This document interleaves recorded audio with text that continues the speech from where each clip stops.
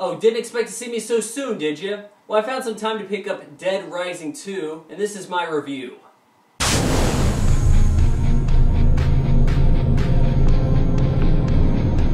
In 2006, the young Xbox 360 was just beginning to get titles that didn't fall into the categories of either an FPS or racing sim, and Dead Rising was one of those games.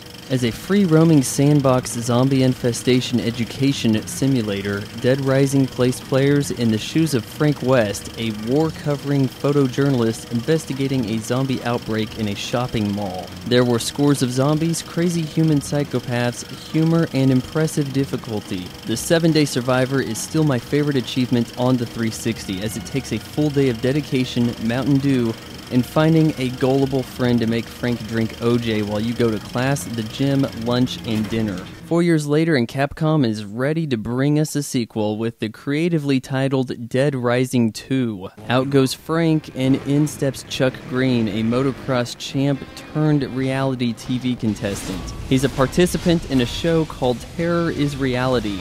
Wait a minute, is that the best you can do, Capcom? Why not just go with real terror? I don't flip on the TV to watch Glee is Singing. Anyhow, Chuck is stuck in Fortune City, Las Vegas, trying to earn money to buy Zombrex to keep his daughter Katie from turning into an ankle biter. That's why he's on a game show killing zombies. And after shooting an episode, an uncontrolled outbreak occurs. Chuck is framed for it, and Katie is low on Zombrex. So it's up to Chuck to leave the safe room, hunt for survivors, and keep Katie alive. The setup is almost identical to the first title. Yet again, you are taking survivors to the security room and listening for messages on the walkie from your helper who's got an eye on the security feed. Would some originality have killed someone? You move the same, your character levels up like an RPG, you largely fight zombies with melee combat. Basically, Dead Rising 2 is familiar, except Chuck isn't funny, he doesn't have a camera, and though killing zombies and saving the day is important, everything takes a backseat to strip poker. It's getting hot in here, so take off all your clothes. I am getting so hot, I wanna take my clothes off. Oh, it's getting hot in here, so take off all your clothes. I am getting so hot. The graphics are just as rich as the original, but with fewer repeating zombie skins. Still, it's easy to see that your character is the one artists spent the most time modeling. Unlike the first game where Frank was always losing health, Chuck is good to go. His health has been switched with Katie's acne, so instead of always being on the lookout for milk and apples, you just have to find one Zombrex per day. This is both good and bad. It may seem nice that the food is limitless and that you only have to check in a few times, but I miss rationing the food and having to know the locations. And worst of all, that means no follow-up to the Tough as Nails 7-Day Survivor achievement because you could just sit and wait it out in the security room. So you're running around Fortune City, and once again, you have cases to solve. Frank's a photojournalist, so I can understand him having cases,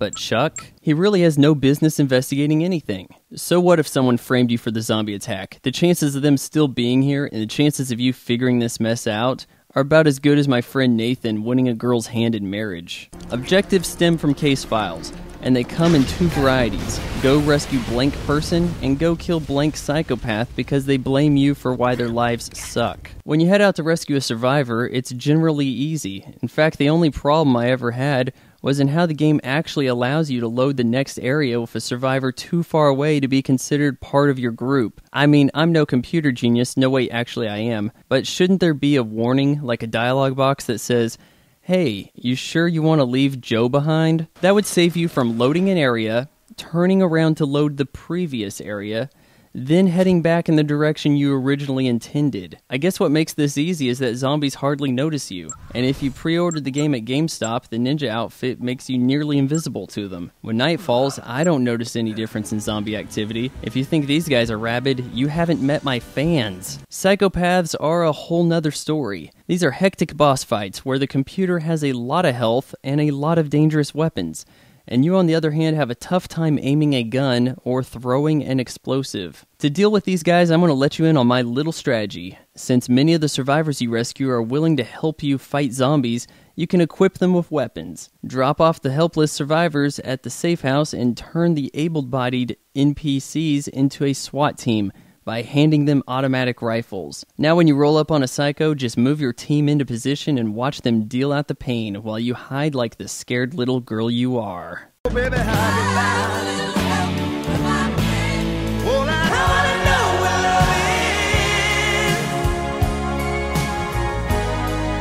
I want you to show me. Unfortunately, you can't take your cadre with you into every fight, and I found this out the hard way when I encountered the buxom Katana twins and saw Team Chuck Gage's depleting outside the club. Naturally, I proceeded to get my ass kicked, repeatedly. Lucky for us, there is another trick to be had. When playing the first Dead Rising, I couldn't but help think how cool it would have been to have an online co-op feature. Just like a real-world outbreak, you'll run across survivors, so it makes sense that one of them is a ninja who jumps into your story and is willing to lend a hand. Having a cohort changes the dynamics, and if you have an experienced friend join you for your first playthrough, well, it's like having Superman as your wingman, and it takes all the challenge out of the game. Instead of a game over screen when you get incapacitated, you just have to wait for your pal to toss you a brewski.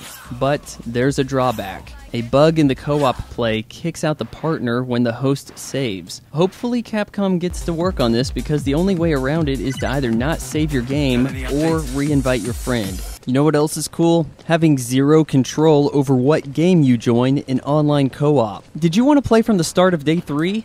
Well, good luck. All you see is a message saying you got accepted into a game or rejected. That's it. This is a drag, and it really shows how every positive in Dead Rising 2 is met with a negative. If you need more help with the game, you can play Terror is Reality online over Xbox Live. It's essentially Fusion Frenzy with zombies. Oh, and you see this screen? We'll get used to it because I've played games of checkers with better lobby systems. On the rare occasion the match starts, you can make huge profits even if you finish last, and that money can be taken to the story, where you can exchange it at the pawn shops for high-grade weapons. Combine this approach with the aforementioned co-op buddy, and you can work your way up to one of several bittersweet endings. Before I give out a score, I like to make sure that I beat the game and found all the secret items, so give me a few minutes. I give Dead Rising 2 a 9.3. The score of 9.3 is adjusted for 50 years of inflation. Actual value in 2010 is 8.7.